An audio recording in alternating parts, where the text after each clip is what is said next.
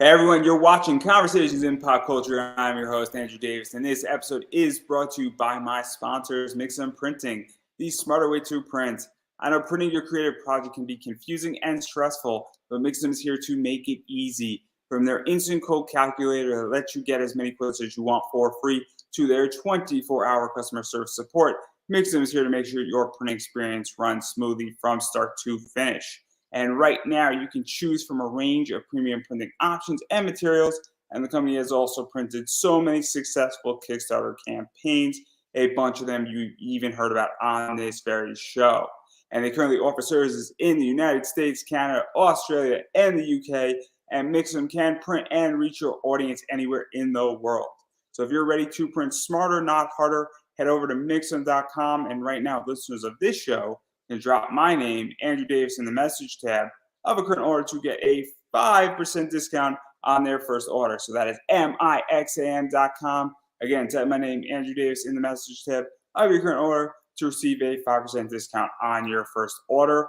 Also, I have a affiliate code with BCW Supplies. I like my comic books to arrive safe.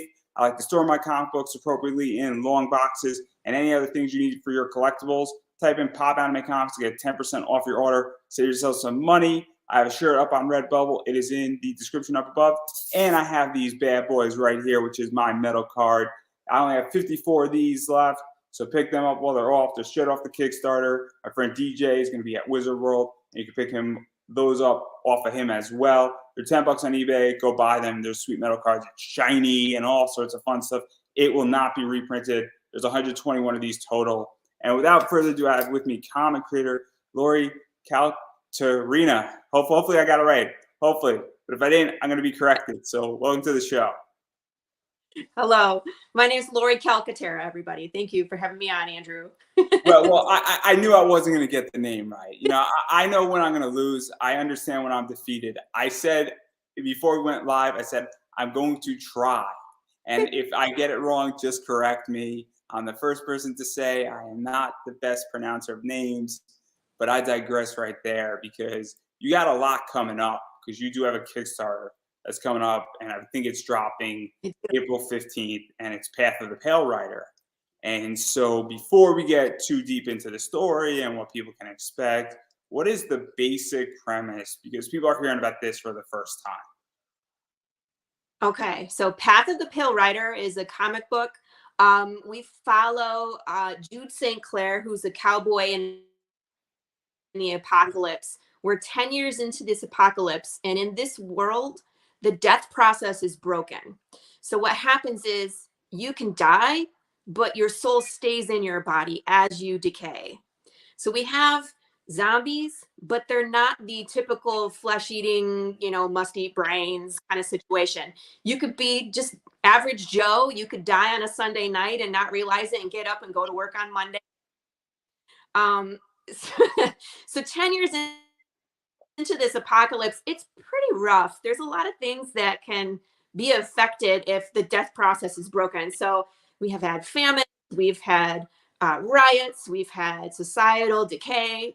So Jude is kind of unhappy with the way things are. Most people 10 years into a crisis have moved on or become complacent. But Jude is still looking for the answer. He's looking for what happened, searching all different conspiracy theories. So we have government secrets, we have chemical, we have, meteorites or aliens. Was it the rapture? It could have been anything. So he's searching for the answer. It's just him and his horse. And we're going to see if he can survive, figure it out, and set the. Yeah, and even just diving into all this, and we're going to dive into the story in a second here, but obviously a lot of undead stories have come out. Walking Dead, my friend Ed Davis, who does The Immoral Hour, has a death story. Obviously, East of West and all that, and I love that entire story and everything that book has done, and the entire Western. And where did this idea really come from? Because obviously everybody has a different interpretation of a post-apocalyptical world. I had a friend on who has a very cool book, and it's a cyberpunk post-apocalyptic, but there's no zombies in it. And so what was this like, really figuring out how to mix up death a little bit, talk about the undead process, and even figuring out, hey, I'm going to tell a post-apocalyptic story that's slightly different. Yeah, so I'm a big fan of Walking Dead, Robert Kirkman. I've read all the East of West, fabulous series like Hickman and Dragotta. I mean, just fabulous. But I really enjoy anything that's like apocalypse. So I love zombies, but it's like it's not only just zombies. I play Fallout. It's like low. It's like anything that has to do like how people would act in a crisis and something happening, that would make them have to make all these decisions. That's what drove this story. And for me, with the death process being broken, and like most zombie stories, it just happens with people, but not in this world. Since the death process is broken, it's broken for everything. So animals, fish, plants, insects, everything was affected. So it's a little more complicated, in the world building when we talk about what's happening. And it makes it a lot more dangerous for Jude. Yeah, and even where did this idea come from? Because obviously, to even build that world out and sort of do the soul thing and figure out even just to talk about the actual death process and affecting all life, and even just in coming up with the inception of the idea, because it is a little bit different than a Walking Dead, Right. where it's not like you die and you become a zombie and then you're trying to kill somebody, and then eat something, or you become reanimated, for lack of a better word. And even just diving into, because we don't know how it happened yet. And so what was that really like, even just saying, hey, I want to have, you wake up, Joe dies in his sleep, and then he's still in his body, and then he goes to work the next day. Like, how did that idea come about? 'Cause that's kind of the center part of the story. I'm not really sure how it came about. It just was, like I said, I just love apocalypse and I love zombies. So it was just like having that thought one day. I have written other series. I came from Detroit from a production company. I was writing material for the production company, like web series, but that was more like a spy, martial arts, and lots of action. So this was just something really different. So when I had the idea, I was just like, what do I do with it? So I started world building what would happen, and then came across, kind of the path that my character takes. But I can't really explain how I got the idea. It just pops in my head.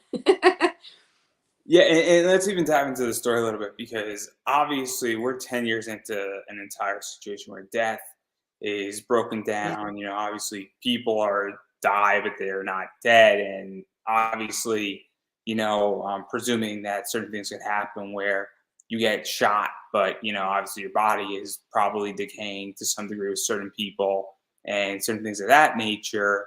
And a bunch of people have adapted to it, and a variety of people probably like it to some degree, because, well, you can't die. And then what was that like, really building out this world and also showing how this world has become a lot rougher, because it is a rough world, and It is. obviously food issues, and but it's not like and I'm not exactly sure where it takes place as far as time, but there is also a lack of technology, but there's also a variety of other technology that's still intact in a lot of ways. And what was that really like, building the world? Because that's where this entire thing takes Yeah. place, 10 years into sort of a rough, Yeah. So I can talk a little bit about the world building. So talk about like the undead.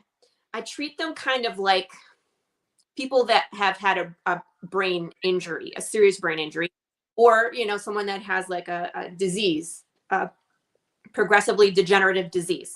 So they become forgetful, they can become aggressive or violent, they can become indifferent, and it hits everybody a little differently. And like you said, if someone gets shot, if they get shot in the head or they get shot in the body, it might be different how their death process kind of goes, because the injuries are different. So if you get hit in the head or you get injured in the head, it might progress a lot quicker than someone who maybe, bled out, or you know what I mean? So it could be different for everybody. They just become this population of unpredictable people. So that's the hard part with them. And when I talk about like the fall of society, I really thought about how we as a human society would react to this population, because they start out as a minority, But again, as time goes on, they increase numbers. So in the beginning, no one really knows what to do with them. And then as time goes on, things get worse. Let's say they get indifferent and they run people over with their car because it doesn't matter if you're living or not to them, right? So then they become a danger to the living. So then I figured, the government would do something, step in, either like some of the technology that you had mentioned. If you look at some of our Kickstarter preview pages, my main character is wearing this thing called a disc. So it's something, it's wearable. The government creates them and then they make everybody wear them, kind of like a driver's license. You have to have it on you. And what it is something that they can activate, and it will blink with the heartbeat, and it will have an audio sound. So it has a speaker and it will play your heartbeat.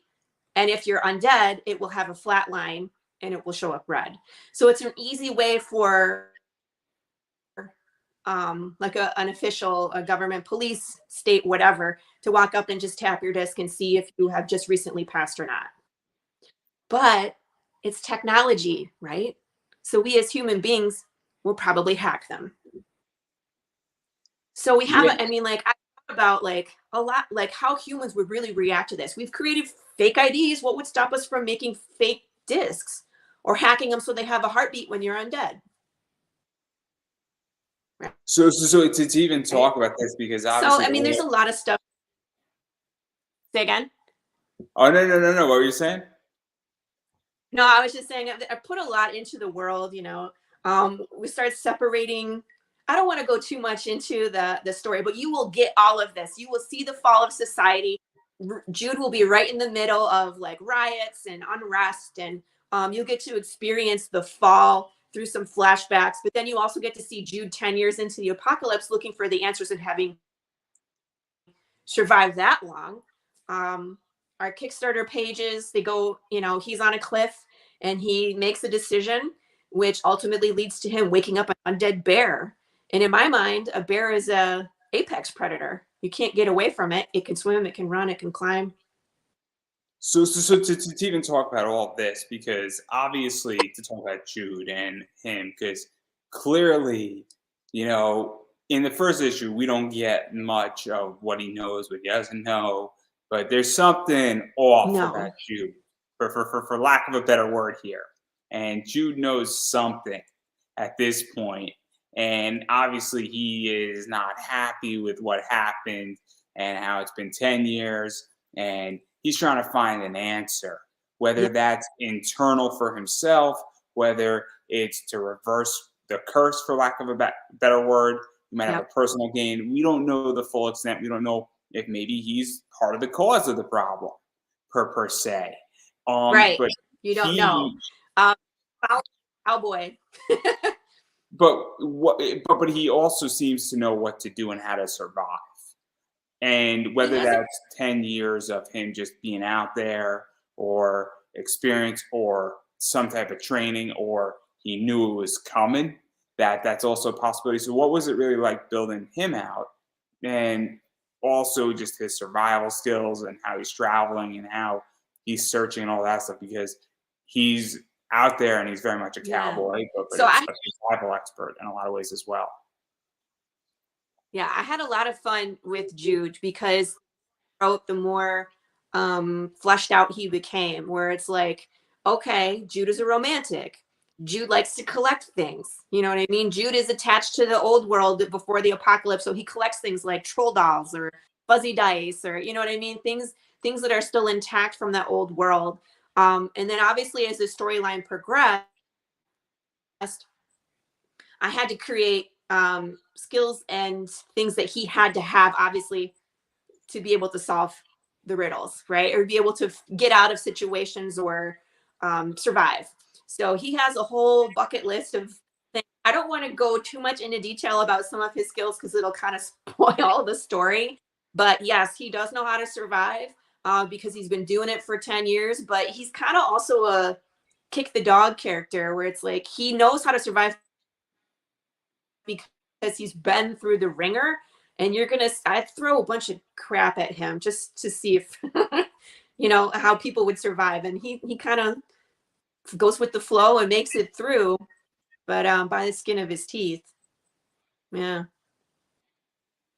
Yeah, because he's very interesting, and it's fascinating because it's also just he's raw as a character in a lot of ways too, and that's something that's very unique about the preview pages that I've read and what I've seen and all that stuff is that he's raw and he's also a fighter and he's a survivor and he's kind of just saying I'm gonna go rough it out there, and it's nice to kind of see a raw character in comics, and nothing against, and this is not saying your art, and this is not saying the book's not polished, but he is a not polished character purposely, I feel. Right. If that makes any sense. I don't know if that makes any sense, but No, it's one of those things where he's like rough around the edges and he's got his flaws and he's a little messy.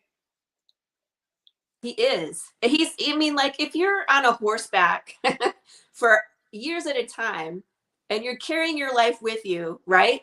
And it's just you and your horse that you at this point, it's like you can have a conversation between the two of you, right? There's no shouting, shaving your face every day. It's food, water, survival. And then he kind of travels from place to place. And you'll see this in the first episode that there's a lot of different types of places that are still there. So there could be like a community undead, there could be a community of living, there could be a what do you call it, a mesh community where they all get along. There could be just burnt down infrastructure. There could, I mean, like he's in the wilderness. There's just a lot of things that he can encounter. And it's just like he's not staying in one place very long because he has this mission, he has this drive. So he's not, and then, like you said, he is not a polished character. He's very much like, I don't know, it's like he has a high luck the skill. Like his luck is high because he makes it through these situations where most people wouldn't. And I enjoy having him be like just like an everyday man. You know what I mean? He's not Batman. He doesn't have any tech. He doesn't like he's not the world's greatest detective. He has this journal. He writes down all his thoughts and he's just going around looking for answers. And most of the time he's not going anywhere.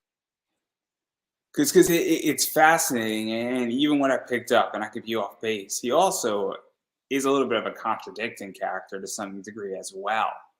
And so this is what I mean by being unpolished, and and it's not that it's written unpolished. It's purposely aimed at being an unpolished character. I don't know, like that's what I'm trying to get at, and Yeah. it's fascinating because it's nice, and you brought up Batman, but like all of a sudden Bruce Wayne a lot of times is smooth and he's with, somebody who's, a Gotham socialite and his life is smooth and how Batman operates in certain ways is perfect.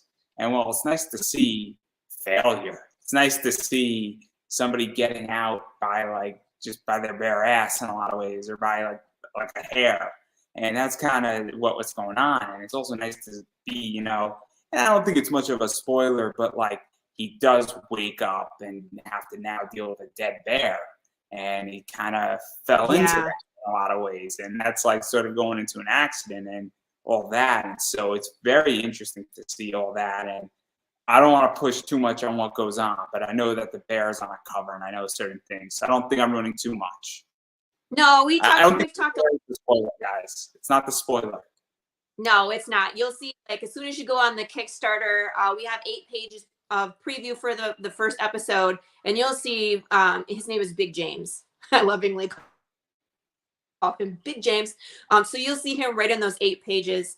So yeah, you'll have to read the first episode to see how it turns out with Big James.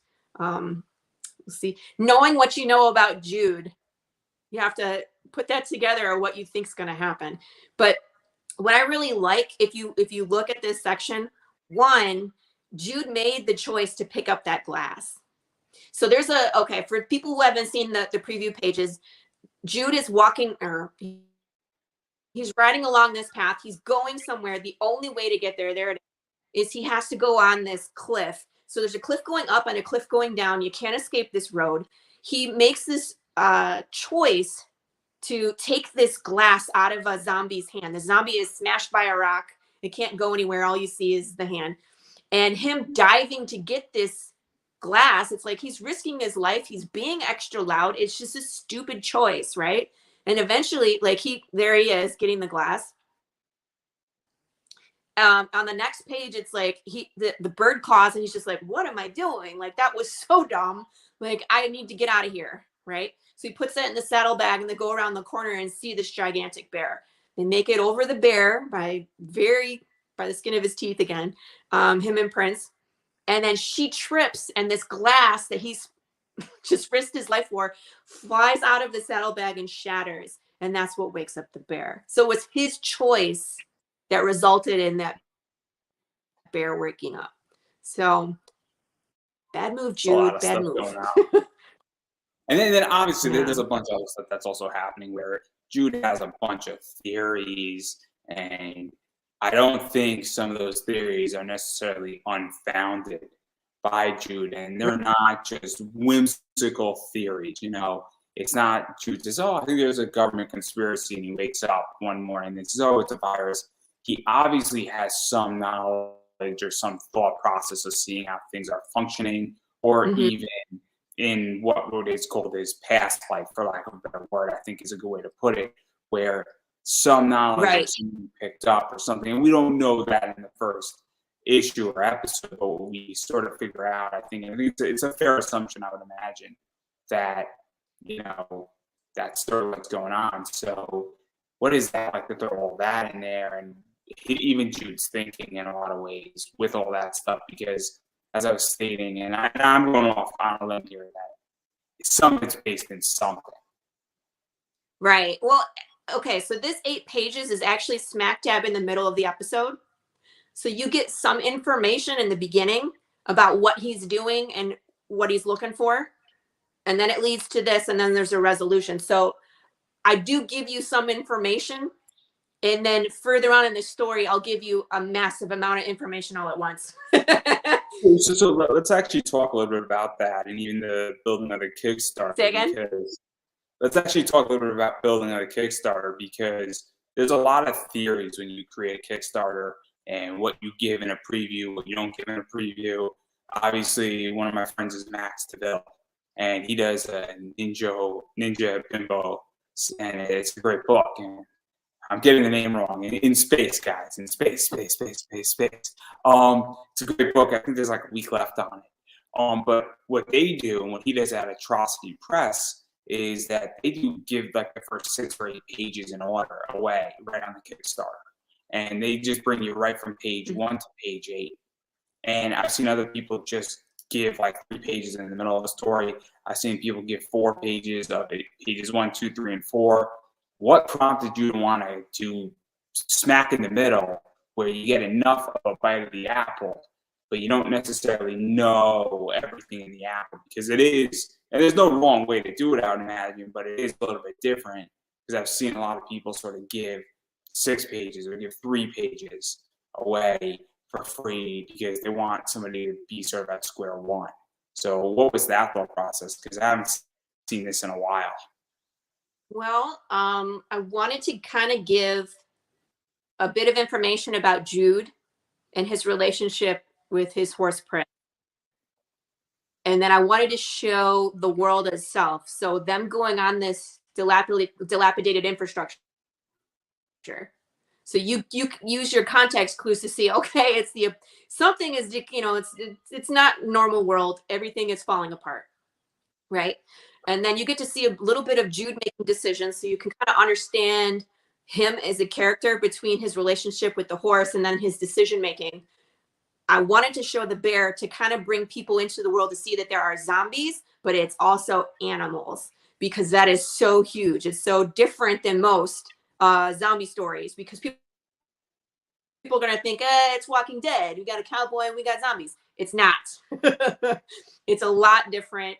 I just wanted to throw Jude into that situation where he kind of has that oh crap moment, with the bear, and you really get to see what he's up against in this world. And then I left it at a cliffhanger, of course, because I want people to read to find out what happened. So the first part of the comic is great. You get to see kind of Jude's thinking and like I said, some other environments that he goes through and what leads up to him making those decisions on the road, because it kind of sets up his bad decisions. But I think that bear is like so powerful in this episode. It just kind of shows you like you have to be quiet, you have to be so careful, and any little decision that you make, even picking up a glass, could mean your end. So Because I just think it's interesting because obviously I've seen so many Kickstarter campaigns yeah, after 300 interviews. I think 80% of them have been Kickstarter or comic related. Everybody has a different way how to set up a Kickstarter. And my friend Max sets up his Kickstarter. My friend Laurie Comics sets up his Kickstarter a certain way. Obviously, I don't know if you know the name Travis Gibb, but he sets up his a certain way. And there's people who have websites that are set up a certain way that are similar to Kickstarter. And I set up my Kickstarter differently than everybody else's as well. And I just find it interesting what you reveal in your Kickstarter, what you don't, where you even start. If you throw somebody in the middle and like, hey, this is what you're gonna get, but you don't know what part of the story. I've backed Kickstarters where they show the ending to the first issue. They don't tell you it's the ending. And that's a fascinating position because you're like, there's a big explosion that happened. And this ended weird. Is there more? And you don't know. But that book that I backed, it did very well. So, this is why I'm so interested because there's no right answer. And I wouldn't know if this was the beginning, middle, or end. Of what I read. It's in the middle. That's so interesting. But again, I might do it differently for the next one. It just depends.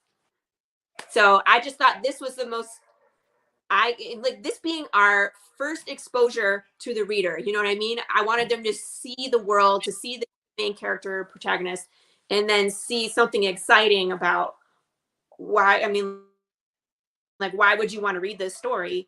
So I needed something to grab. Once we get people into the story and they know, like, here's Jude and I might show something different for like the next episode. It might be the first 4 pages, or it might be something in the middle, just depending on which way we decide to go. So nothing is set in stone, but it is what it is for this one.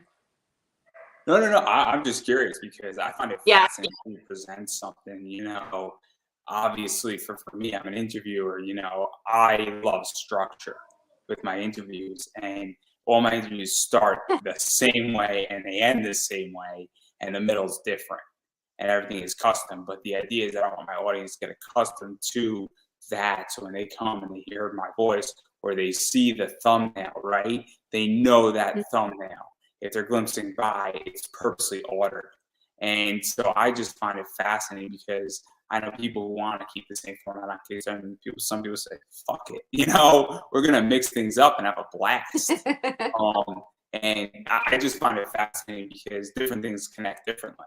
You can evoke emotion differently in different ways. And I could present something in a completely different way and I've learned that on my Kickstarter, that if I come back on Kickstarter for season 4 for my show, one of the things that I'm going to go in a different direction, and I'm going to have it in a much, I think, nicer, more emotional, connecting way. And I'm actually going to spend like a good 3 months figuring out how to do that. And I'm actually probably going to start in August building out my Kickstarter for November. But I just find it so interesting. And then even going further into your book, Inside Baseball, it's black and white. And black and white can be both good and bad. Beyond cost of coloring, which is one of the big reasons why people like black and white and do black and white, is black and white is cheaper because you don't have to pay a colorist. It's also faster to get out work because coloring does take time. Contrary to belief, coloring is a long process. It is also a frustrating process. And also, if you have a bad colorist, they can fuck up and jack up your book like nobody knows how. And everybody's read a comic that's had a bad colorist, and you're like, I like the story, I like the character, but Starfire is not supposed to be blonde. I'm just, just saying on that one. I don't think Starfire was ever blonde, but I think the point is made. So what was that like going in the black and white direction? Because there are benefits, but also I love color. And a lot of people are like me and they love color. So what was that decision and the pros and cons relating to it for you? Well, Well, I mean, like, yes, the cost and yes, the timing, but that really wasn't the end all, because if we needed it to bump our budget so that we could afford color, we would. You know what I mean? Like, if it's, but I just like the, uh, it's almost like the imagination fills in the blanks sometimes. You know what I mean? So black and white to me, it's classic. And with all the gore and things we're going to show you, uh, we might go back and do color. I think we would. In fact, I have a stretch goal on my Kickstarter campaign that if we read, I think we raise an additional $2,500, that we'll go back and we'll do it in color. So, I mean, it's an option. I'm kind of torn between the two because I really like color, but I think where we wanted to, and we were ready to go to Kickstarter, we were ready to get our story out there, that black and white was the way to go. Like you said, it does make the project come out quicker. And then some people really enjoy black and white. I've been told both ways. Like, I'm like, I wanted to color, and everybody else is like, leave it in black and white. And I'm like, eh. See, So my whole thing. you might see a color one coming up, so you never know. See, my whole thing is that I'm a big Zenescope guy. I'm a big Bad Girl Art fan. And I also love color, and I appreciate, like, I've read Court of the Owls in black and white. Yeah. I've read Jim the X-Men black and white. And it's cool, and black and white done well, and black and white is something awesome. You know, obviously I love The Walking Dead. I have from issues 97 to 197 and that entire arc, and I have a few issues of that stuff, and I have a few earlier issues.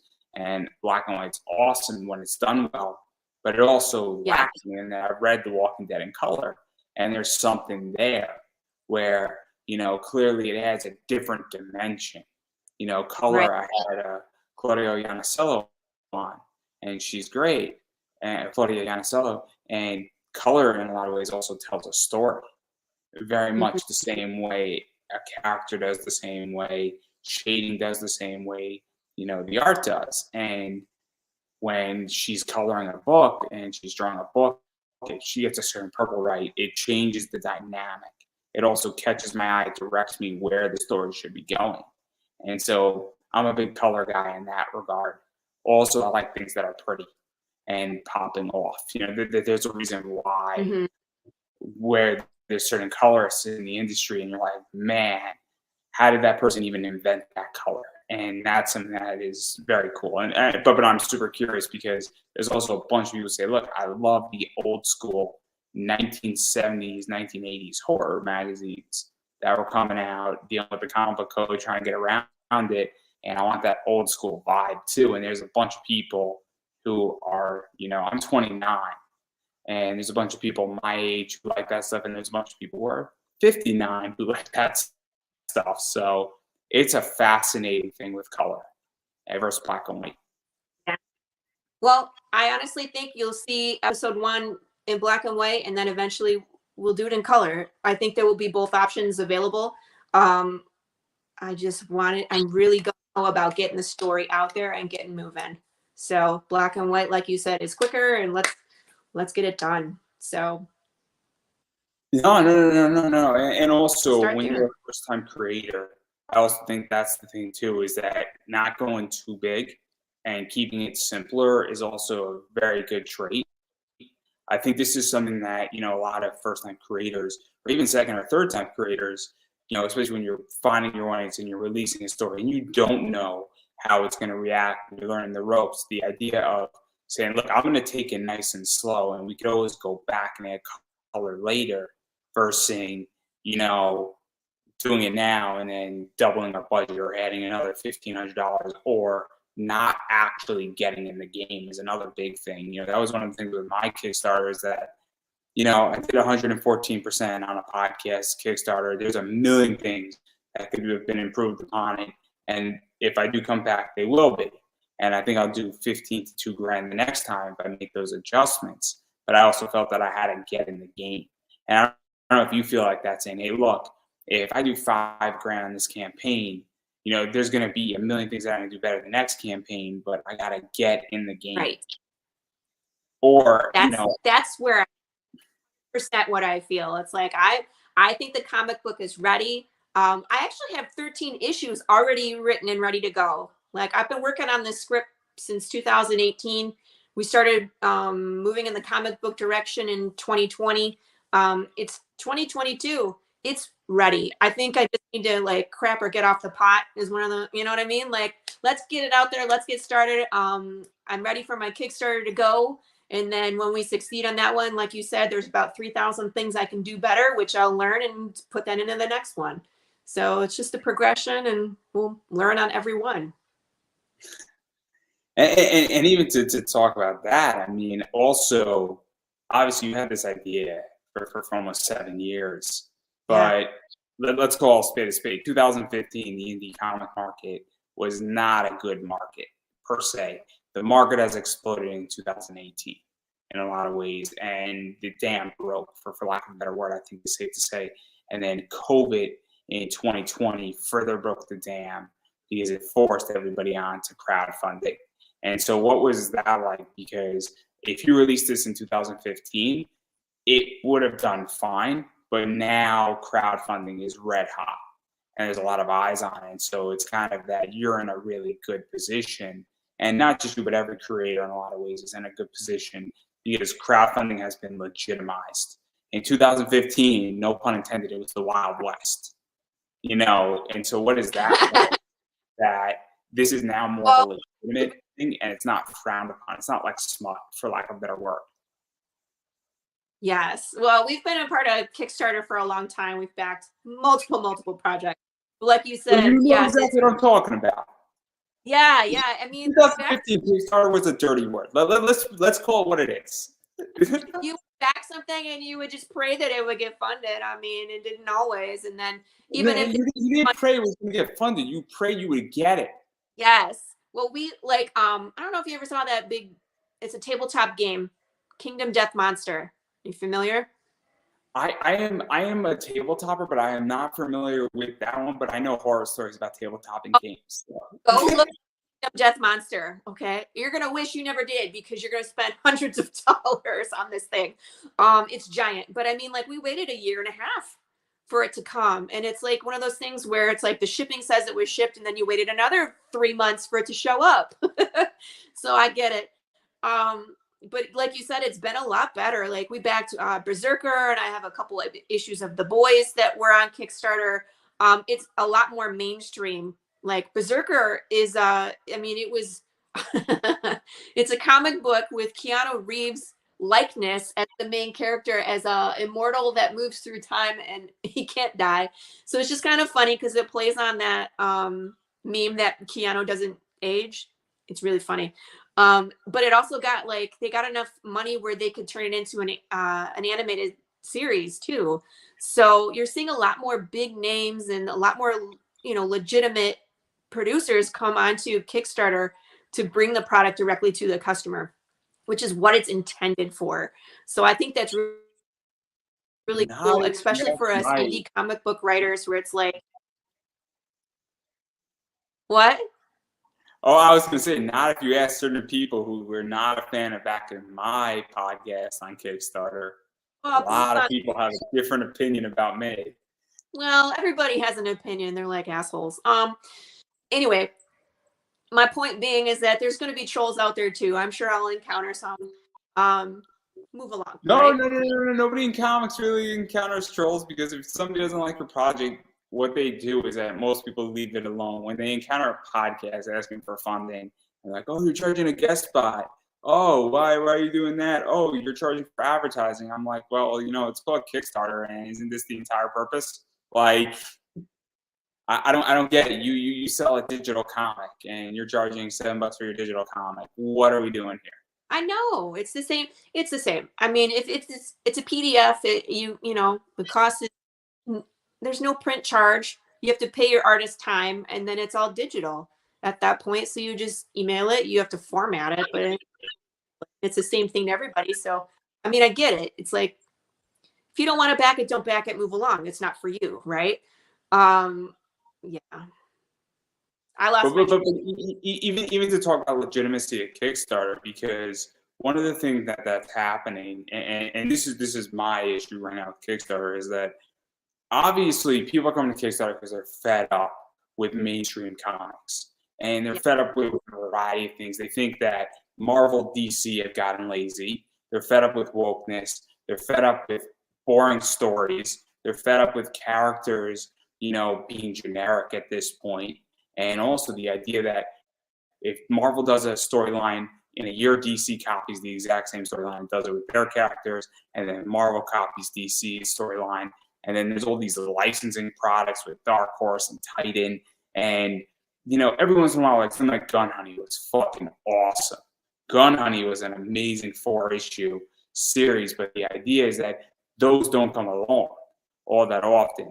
And most stuff in comics is rough. And then you also have variant collectors, which is where I fall in, where I just like looking at and having exclusive variants. I don't even read many comics at this point, but I'm buying a 250 print run Zenescope book. I'm not opening up the book. So, I think what's going on with Kickstarter is that people say, hey, look, I want a good story that doesn't have to answer to any of the rules done by corporate media. There's nothing wrong with corporate media per se, because that's how we got Batman, Superman. That's how we got, the latest Batman movie is corporate media. But also my problem with Kickstarter right now is that there's a bunch of bad books on Kickstarter too. And there are problems with, there's a bunch of garbage there too. And anybody is allowed on that platform. And a bunch of garbage books and a bunch of books that really should go through an editor. There's a bunch of people, and I don't have enough hands to count the people who need editors that I know.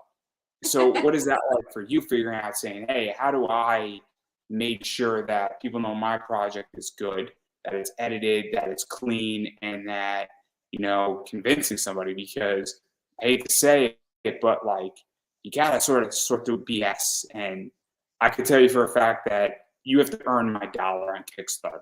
Mm-hmm. And there's a whole litmus test. And I'll briefly explain that if your first reward is $50 and that's where we're at, and we're not talking a graphic novel or like a board game or something, but just like a floppy, I'm out.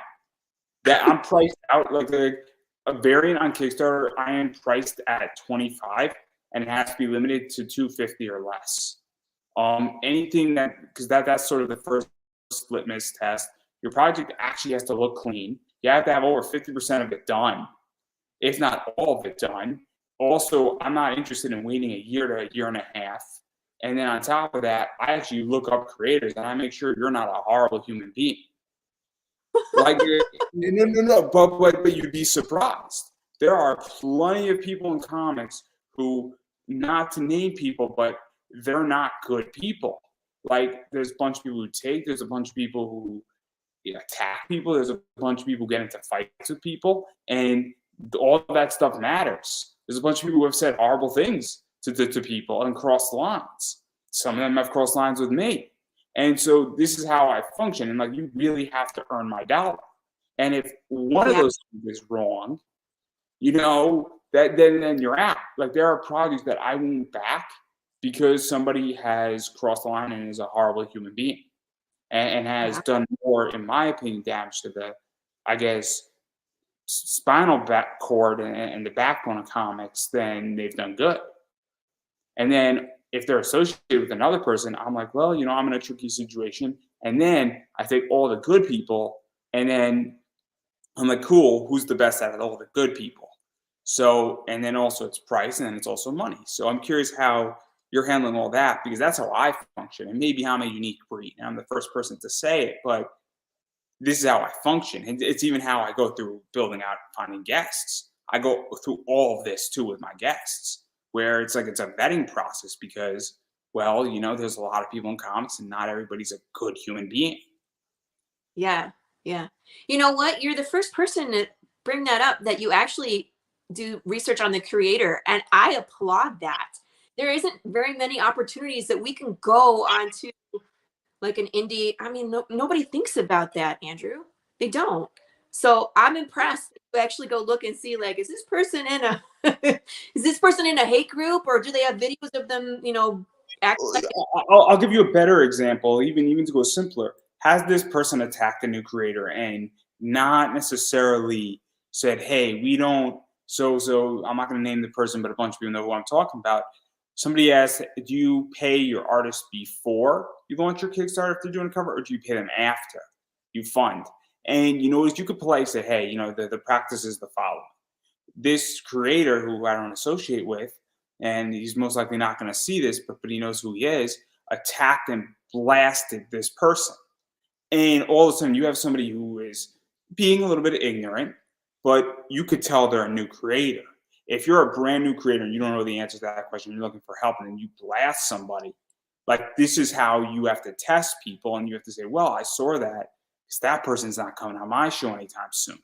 Because I thought that, and I said to the person publicly, say, hey, usually you pay your cover artist before, and you usually pay out of your pocket, and you hope you recoup your money, because what if the Kickstarter fails?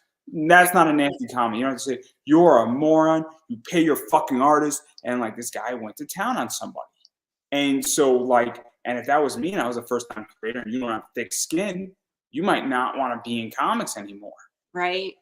As a first time podcaster, I asked a bunch of stupid questions, and 99% of the people were beyond helpful 10 years ago. One out of maybe 150 people was nasty. But if 50 people were nasty, it's like, all of a sudden I might say, you know what, maybe this isn't for me. So that's how I view things. And then I look at also your affiliations. I look at your values. I look at, do you pay your artists? Like, all this stuff is important. And this is the whole thing. And then, like, I'm vetting and I'm making sure that, and I'm very protective of my brand as an interviewer and even as a backer. Because I'm like, well, if you didn't pay your artist and there's a real problem and there's a history of you doing something and something's off, well, maybe I'm not going to back your project. And there have been circumstances where I back somebody's project and I still don't have their book. There's been circumstances where it's taken 3-4 years for somebody to get me my book. 3 or 4 years. See, in my mind, 3 and 4 years. Okay, my episode 1 is going to be to you probably 4 months. If it takes 2 and 3 years, nobody's coming back for episode 2. People have to think not only of the story, but also of the business side. So that's why you're talking about, like, pay your artist. Yes, pay your artist. If you don't have that artist, you don't have a story. Like, it's a visual media. It's very complicated because you're brand new into all this, and not to sound like egotistical, but there's a lot of people who do a lot of shady things in comics and Kickstarter, and there's people who are kickstarting this, right? Yeah. And a lot of people don't have a business sense. I run an eBay business where I buy and sell comics, and I have built a business where I could take a distribution out of my business. I understand to the penny of what I'm doing. Now, I'm not paying artists because I'm moving merchandise, but the whole thing is that a lot of people in Kickstarter don't have a business sense, and they don't understand that you're not running a Kickstarter, you're running a business, and the Kickstarter is the engine. Right. That's the whole thing. And I mean, I can tell you for a fact that I have a bunch of metal cards. This was intentional on my Kickstarter to produce metal cards. I only sold like 4 or 5 metal cards, but I bought 121 and purposely printed because these are all up on eBay for a reason. Yeah. And so that's merchandise, that's money, and this is what people don't understand. Yeah. So, okay. I don't know how you can communicate. Maybe we can talk about this after the interview some more. But how can you communicate, like, that you've thought about all these things? Like, yes, I have merchandise. We've already done all the math. I made sure everything's built into the thing. Everybody will get what they want. We have a business plan. We have the printing quotes. We have everything set up and what we're going to do. We just need the funds to do it. So everything's already set up. How do we communicate that to the backers, that I am legitimate and that I can do all these things, and that we're going to? It's so my friend Ben Dunn from Antarctic Press. The idea is that your first Kickstarter, you just got to get funded, and then after you get funded on your first one, and then you deliver, people begin to trust you, and then people want to come back. I mean, I could tell you that I had 38 backers. I interviewed 90 people my first year, 172 my next year. I had 38 backers, and I converted like 8 new people, but it was rough. The majority of the people that I've interviewed did not back on a guest spot or throw me $5 or anything of that nature. Now I funded because I hustled like crazy, and my goal was only $750. But the idea is that it is tricky, and I've been doing this show's on its 3rd season.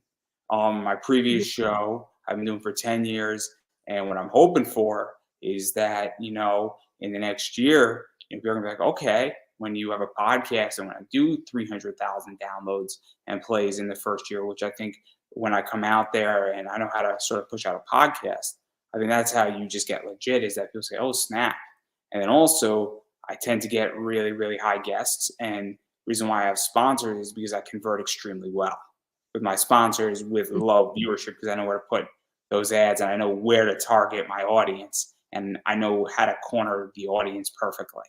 And so the reason why I have sponsors with low numbers is because, well, I'm selling high ticket items and I know where to hit things. And that's why my sponsor is like legit and they understand. They're like, oh snap, you're actually returning money, because it's not viewers, it's the right viewer who needs to use Mixum. Right. And that's the whole thing. And then that's what I'm looking for. That's the right. That's smart. That's right, Mark. That's what you need to do. And that was one of the challenges that I had as a first-time creator is, how do I find my people? Like, I know I have a good story, we have a great product, we have everything, but if people don't know I exist, they can't come along for the ride. So it's tricky. It's beyond tricky, and I am finding my audience. But at this point, also, I'm like, look, you know what it is? There's a lot of other podcasters out there, but how many stick around and how many are actually doing intellectual discussions? And how many people are? And I speak to everybody. I mean, I can tell you for a fact that, I mean, I was with Hart Fisher, who's very controversial. I'm having Arvin Nelson coming on, who just came out of Comicsgate. And I have Travis Gibb, who's coming on tomorrow night. I have Brian Peterson. And then I have people who don't affiliate with any of this. I have people who do affiliate, and I'm all over the place for a reason. But also, I'm just building out my show, and I don't care anymore. And I'm hoping for the best. And that's kind of what I think it is. And I'm slowly building a tribe, but people get attracted to me because I get certain guests. So that's how I function at the very least. But this is a whole bigger business conversation that we can talk off air, because I don't want to give every secret away. Yeah, I don't. Keep those for yourself. And then I do want to dive into some rewards though, because that's kind of what I think people are fascinated by. So obviously you can pick up the digital very inexpensively. You could also pick up the keychain with the digital, which is, sort of still a little inexpensive, but you get a little, like, I guess, trinket / keychain, and then you get to also read the comic. You get the early bird with the sticker. And then there's all these variants, and I'm not sure which is which, so I'm sure you're going to tell me which is which. There's this one right here. That's the Jose Martinez one. If you look on the bottom, it'll say Calcaterra de Filo, and then it will have the last name of the artist who's the variant artist. I didn't even notice that. Like, that's the Martinez one with Big James, whom I love dearly. and then there's this one, which that's is the Watt. Yeah, which is more of a good, bad, and the ugly feel with the smoking gun. Love it. And then there's this one right here as well. Yeah, this one's I don't think is finished fully yet. David David Rodriguez, and he is a fabulous artist, and this one's going to be real good. It just, he has to have time to turn it in. And then I don't think do you have Marco's cover? I do not have Marco's cover. So I'll have to send you that.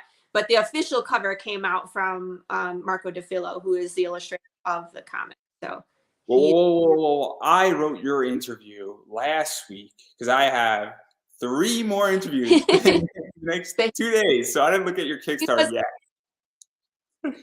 And that page yet in a while. Okay. So that's why I don't have it. But obviously that's sort of the 4th cover as well that's out there. Yeah. And I think Marco did a bunch of work on this, and he's a big team player. I mean, Marco, if you look at his work, it just speaks for itself. He really gets into the nitty gritty world. There's just like you can see all the crumbling road. You get to see all like the inside of the bear, and like he does this. I love the one page where Prince are talking, and there's just this moment between Jude where he's touching her neck, and they're just having this moment, and it really captures their relationship. He's so wonderful at capturing expression and action, like that one that you showed with Jude leaping for the glass. Amazing, amazing. Like that's really hard to do. I've seen other, I mean, look at that, the perspective of it. That second panel where Jude's hanging off the cliff, caught the glass. Just amazing work. He's so talented and he's going places. So I'm like, my comic, please. So to even go further into the rewards as well, obviously there's the 2 issues that you could pick up, one for reading, one for collecting, and then you can sign it or Marco can sign it or both can sign it. There's tiers for that. There's the t-shirt. Obviously there's the everything, all the covers or any covers you want or any combination. I'm sure that if somebody wants, multiple of those covers, that all can be worked out in some fashion or other. We tackle that with the add-ons. So if like you want Marco's cover, but you also want to support Jose's cover with the bear, you can add on any variant cover you want. So. And then I'm also assuming that doesn't really affect much shipping prices, which is sort of what people want with add-ons, because it's kind of like if you're already paying $10 for shipping, if you add on another comic, I do that in my eBay business all the time, and that's why people like to buy from me, and they'll spend an extra $5 because they're saving an extra 15. Right. And so, and reasonableness, and it helps. Most of the things can fit in the comic mailer because they're small, like the patches, the keychains, that kind of stuff, the stickers. The only thing that bumps the shipping up is getting an add-on t-shirt. So if you're originally just getting like the comic and you want to add on a t-shirt, I have to go to a bigger box, obviously, because it's a shirt. It's not going to fit in there. But that's the only thing. And then obviously there's also being drawn in, and then there's retail stuff as well. And everybody knows drawing in, that's nothing new in the Kickstarter world. So I don't think I need to explain what that means. And I don't know exactly what happens when you get drawn in to you as a character, but I'll leave everybody's imagination to what could potentially happen. But I am curious. You. What'd you say?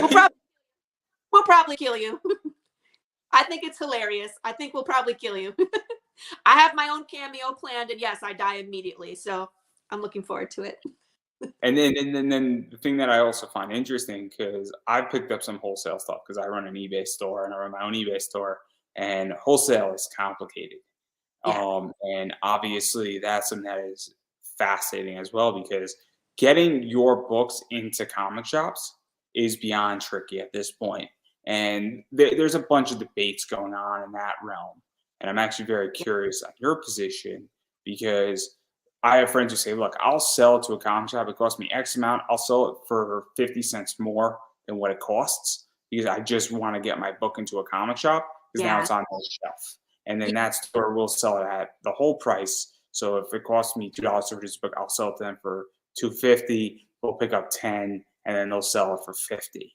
And I can tell you on my end of the business, Travis has given me retail prices, and he has definitely given me a decent deal for $35 for 9 covers. And that gives me, it's about $90 to $100, which gives me a very nice margin.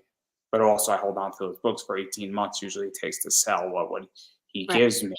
Right. But I also need that margin, because I would not be in business even at 50% margins on eBay. And so, but some people say, look, I just need the distribution. I need the sale money. And it's also Kickstarter, and you're paying a little bit more, and so it gets tricky. And so I'm curious how you're dealing with that, or if you're even just testing the market to see where it all stands. I have connections to a couple comic book stores in Michigan. I have friends that are there. So that's why the wholesale option came up, is because they want to wholesale it into the store. I went the route of more about the distribution, so I think the markup is not very much. It's more about getting the comic to maybe a different market that I'm not there. You know what I mean? Because I'm from Michigan, I'm in Dallas. So maybe if I could get it to another state, like maybe Ohio or Michigan, and start followings in different places. Do you even think though? Sorry to interrupt. Do you think that it's even just getting it into another state? Because obviously you're new to Kickstarter, but there are people that I know that won't back a Kickstarter. They got no problem supporting an indie book in a comic shop. Where you put an indie book in a comic shop, they're happy to buy it there. So I'm not going to buy Brian Polito's Lady Death on Kickstarter. But when it goes into a comic shop, it's like $5 or it's $7. I'm not interested in paying $40 for it or $30 for it, but I won't get that very sexy, ultra rare cover, but I don't care because it's priced for me. And it's the idea that even when you go into, because I know people say, look, I don't like Kickstarter. It's not for me. I like going to my comic shop. I don't want to take business out of my local comic shop. And you get your book there. I'll buy it from there. I don't care that it's an indie book. That's not the problem. It's Kickstarter just doesn't work for me. Or don't understand it. Or people go the other way and they say, look, I don't want to be in my local comic shop. Fuck that. All I want to do is be on Kickstarter. And I know people who only back Kickstarters. And they're like, look, I just want to buy it directly from the source. And so that's what's going on too. So being in other distribution methods is very crucial. Yeah, and that's why we did it. It's just kind of like you said, it's like some people are going to back on Kickstarter. Other people are not comfortable with it for whatever reason. So I want to make sure the options are there. So the best way for whatever customer to get it, that's the way we're going to choose. And it's all methods. So we want everybody to follow the story. We want everybody to have access to it. So make it available, right? Why not? Yeah, no. It makes sense to which that I love distribution. This is like my fucking jam. There's a reason why I'm on YouTube, Facebook, coming into podcast form. I'm going to be on Rumble, and then podcast, legitimately 100, 200, 300 directories, easy. And I know all the directories to put my stuff on, and things that are not active, you never know what's going to hit. And that's the whole thing. And there's 5 main ones, and there's 55 sub main ones, and there's 100 that are still active but not as active as they should be. And it's very important to be everywhere. And I understand that because there's people who will watch Joe Rogan on YouTube, did not open up Apple, and they love Rogan, but they will watch him on YouTube or on Rumble or somewhere else, but they won't watch him or listen to him on podcast format. And it's very, very interesting. So I find it fascinating when people build out businesses and figure out the right path. And then I know people say, fuck this, I want to just have my Shopify store and I want to sell directly to customers because that's how I like. There's a reason why I'm on eBay. I love selling on eBay. It's the easiest thing for me. And it's also minimal equity into what I'm doing. They take 13% on the back end, but I don't have to pay versus Shopify store. So that's the other thing too, is that it's all fun stuff. Yeah, it really minimizes your overhead, and that's smart. Yeah. I also Did you? What were you saying? What were you saying? No. You were saying something. Oh, I was going to ask you. You haven't been to my preview page. No, I went on your Kickstarter preview page. Okay. Did you see where I talked about the short films and the Easter eggs? Yeah. So you're doing some Easter egg stuff too in there. Yeah. Well, I wanted to get thoughts of like if you've seen that before. Tell you about it. What were you saying? Cut out for a sec. Did you tell me to tell you about it? You broke up for just a second. No. What were you saying? Oh, I was asking if you had seen anything like it before, or like, what's your opinion about it? Like, because it's the comic book, but then we have like. I can't say certain things because I'll start a war if I say certain things publicly. So, and the 3 people who are going to see this know exactly what I'm referring to. So, I'm not going to say anything because but okay. Easter eggs are fun. people should be giving me Easter eggs in their books, but they don't. And but Easter eggs are fun, and I know plenty of people who have done things like that. I've known plenty of people who've actually drawn things in for people. I know plenty of people who have made cameos in their books, and then things have been in there, and I'm not opposed to it. You know, honestly, it's indie comics. I have my own thoughts on being drawn into books and even putting cameos and other things in there, but that's a whole different discussion. I'm sure that me and Arvid are going to have a very 30 to 40-minute discussion on that, and I'm purposely saving that, in my opinion, for that. So I'm not going to answer the question on that point, but honestly, if you sneak in Easter eggs that make sense, I mean, it's your book, and I'm not one to tell somebody not to do something in the book if they don't want to. And also I understand it's a business, so it's kind of like, you know, if you put an Easter egg in there that benefits your business and your book, I mean, it makes sense. Or you're just like, hey, I could sneak this in there, and well, it's fun for me. You know, that's the other thing too, because if you're creating an Easter egg because you enjoy it, then that's the thing. You're creating for yourself. There's Easter eggs in the comic, but there's also scavenger hunts and riddles. So on episode 1, the back cover is actually a riddle to solve. And if you solve it, it takes you to someplace in the real world. It's interesting. So there's going to be additional content for the people that solve the riddles. And there'll be a riddle in every single episode. That's interesting. So that's just something different that we're doing. Yeah. So it's just an extra route. It gives you a little bit of bragging rights. Like, I solved the riddle. You know, the first one I did is easy because I wanted everybody to be able to become a part of, you know, that culture, that following that group.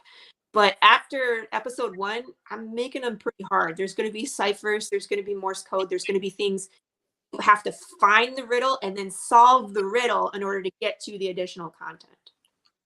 Oh, yeah, I'm going to totally not do that. So I'm lazy. You're what? I'm lazy on all this. So much that I just want to read comics. I want to be left alone like that. That's my whole thing. Like, I love things blatantly spelled out for me. Okay. Well, the comic is for you then. We have the comic, and then we have the short films, which everybody can participate in too, because those are going to be interactive. So if you want to be a part of the short films, I come from production. We're making I will pick a topic for every episode, and then like episode 2 is going to be conspiracy theory. So people can send me like a 30-second clip of them pretending to be in Path of the Pale Rider. And like, if you're being interviewed by the news, like, oh yeah, I saw the alien, it took my grandmama, picked her up and flew around the cornfield and dropped her off in her nightgown. You know what I mean? Like, they always interview these people that give you weird conspiracy theories on the news, right? So that's kind of our topic for the next one, but you get to be a part of those if you want. And again, Andrew, all of this is, you can participate if you want. If you just want to read the comic book, high five, follow the story there. But the world is so big and there's so many things going on that Jude doesn't get to experience them all. So that's the way I wanted to tackle, you know, some of the other stuff that's going on, you know. Because obviously at this stage in comics, and I'm actually curious how you feel about this, is that this is what you're touching upon. What winds up happening is that comics and Kickstarter is now an experience, because let's call it what it is. When you back something on Kickstarter, 9 times out of 10, it's more expensive than it would be in a comic shop. Because you're buying a variant, you're paying the extra money, you're trying to get that project funded. Now, obviously, sometimes it's different. Like with my project, if you want to deal with me outside of my show, my advertising rates have actually gone up. So my advertising rates were for a live read on my Kickstarter were 15. They're actually $20 right now to advertise on my show. Guest spots are the same. And if you want a guaranteed guest spot, if you want to donate and you want to roll the dice, you're more than welcome to do that as well. These metal cards are actually $10, and they were $12 on the Kickstarter, but they're actually going to be raised up to $12 in a few days. Just I am giving everybody a chance that might have missed it, and also got a bit of going to be paying a little bit more in shipping, so it evens out on my eBay side of things. But Kickstarter is also very interactive, and it's an experience because you're part of a project, and it's a novelty in a lot of ways where it is not a necessity. And this is very much in that realm. So what is that like, saying, hey, we want to go and continue the novelty aspect of it? Yeah, I wanted to make it more interactive. I love riddles and puzzles and stuff. Like, there's this video I shared in one of my social media groups that it's like Neil Patrick Harris loves riddles, and you can buy this deck of cards of his. And if you look at it, like, there's a cipher on one of the cards that leads you to a web page, and then you have to, like, there's clues, and when you put it out, I mean, like, it takes you ultimately to this page that's like, congratulations, you did it. You don't get anything physical, you just get bragging rights, but it's the solving the riddles that you get to interact with this deck of cards, I guess, but it's just fun. So, I mean, to me, the riddles is just something that my readers can choose to participate in. You know, we have additional content already that's going to be the short films, and I have a TikTok, and I'm going to be just lots of additional content everywhere. But for those people that want to solve the riddles, they'll just be that little extra, you know, that they can experience and enjoy. But again, it's fun, and I want to explore more of the world. um are you a Matrix fan, Andrew? Not the last crap that came out, but like the original series that came out Not in even that. Like, I'm boring. Like, I'm an anime weeboo. Like,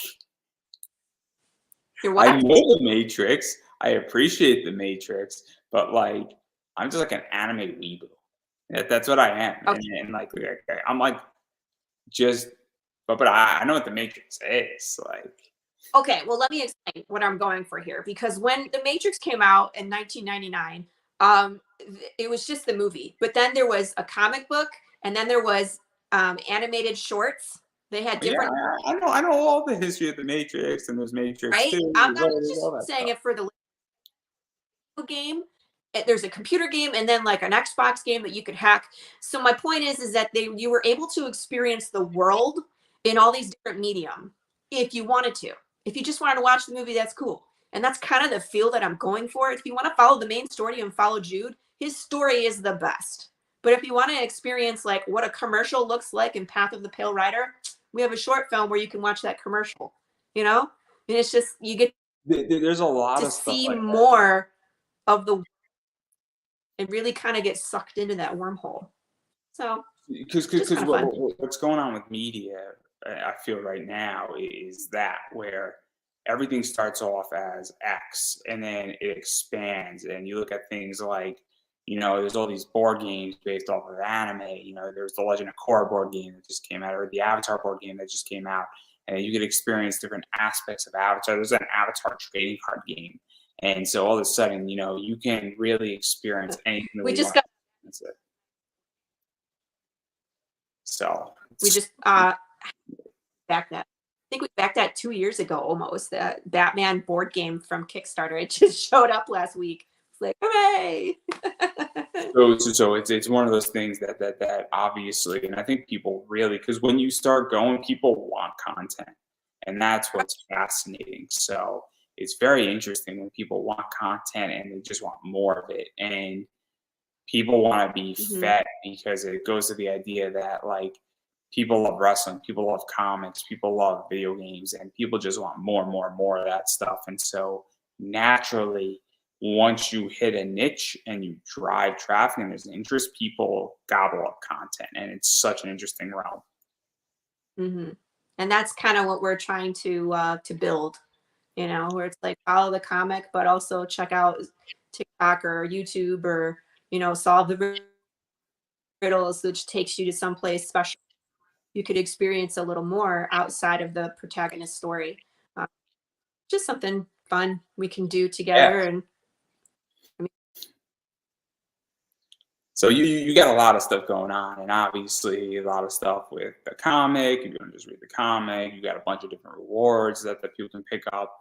You got a bunch yeah, of stuff going on beyond just interactive, and that you can go as far as you want to go essentially with this, where you can go solve the riddle. You can say, hey, I don't really want to go solve the riddle. I got other things going on. I really want to be part of these short Right. films. I enjoy seeing them. It's all about where you want to go and how involved you want to be, because everybody's got different comfort levels and all that stuff. But obviously, you're launching in April, on April 15th. So Yes. where can people find you on Instagram, find the Kickstarter, check out the project, follow you on social media, stay up to date, and really just know when it's going to drop? Because that's the big thing that people want to know, because you're about, I think, what, like 21 days, I want to say, away, give or take, or 20 days or so, or 22 days. I'm not sure how Kickstarter days work anymore. There. But we're pretty much on a lot of social media. So our Facebook group is Path of the Pale Rider. That's kind of my baby, wherever it gets everything first. So if you want to be part of the discussion, you want to be part of the short films, that's where all that information kind of goes first. We're on Instagram. We're at Path of the Pale Rider. There's an underscore between every word, so path underscore of underscore. It's kind of obnoxious. Same handle for TikTok at Path of the Pale Rider. Twitter, we're at Path Pale Rider. I'm also have a website. That one's really cool because that one has like my interview schedule. It has updates. It has my blog, has all the art. It has information about all the different artists that have been part with the variant covers, and that has a lot of information that maybe you can't find. So the website is www.pathofthepalerider.com. I mean, it's the same for pretty much everything. So if you want to come find me, come find me. Again, my name's Laurie Calcaterra. You can always find me just using my name on either Facebook or Instagram. I have accounts for those as well. So yeah, definitely follow me. I have the links posted for the Kickstarter. The best thing to do if you want to remember this and not forget is to click on this link. It'll take you to the Kickstarter kind of preview page. And there's a little green banner that says, remind me upon launch. So if you click that, you can put in your email address. And when we go live, it'll shoot you an email that basically says, this Kickstarter campaign is live. You can back us now. So it'll remind you just to come on over. We got lots of different rewards. Pick what works best for you. Like I said, I've added a bunch of add-ons, well, a few of them, so that way you can kind of custom make your level. If you wanted to this, that, but it's not, all in one reward, we can, do some add-ons so that way you can get what you want. But I'm really excited to get funded, to get this project moving and printed and out the door. Like I said, Marco DeFillo is an awesome illustrator. If you go look at his art, he's fabulous. He's worth every single penny, which we're paying, for art in this campaign. So we need to get it funded so Marco can finish the rest. But as soon as issue 1 is funded and we finish that one, we're starting issue 2. So like I said, we got 13 issues to get out, and I guarantee you we're going to get you to episode 8 and it's going to blow your mind. There's a lot going on there. And obviously people should go check it out, see if they like it, and they like what they see when it launches and all the fun stuff and what we spoke about. Obviously, you should definitely sign up for the preview page. You'll be notified when it goes live, and you can dive further into this.